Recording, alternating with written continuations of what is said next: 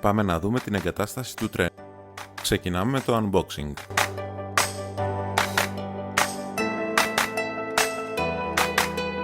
Τοποθετούμε στον κορμό του δέντρου την κεντρική βάση του τρένου.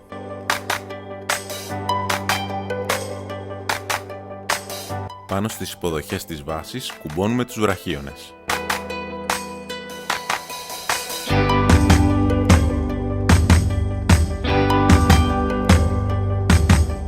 Συνεχίζουμε με τις ράγες. Ενώνουμε την μία ράγα με την άλλη σαν πάζλ.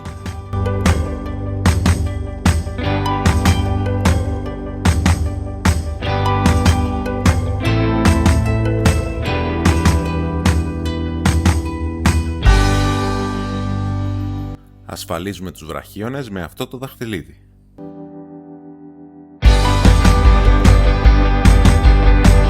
Τοποθετούμε το τρένο και τα βαγόνια.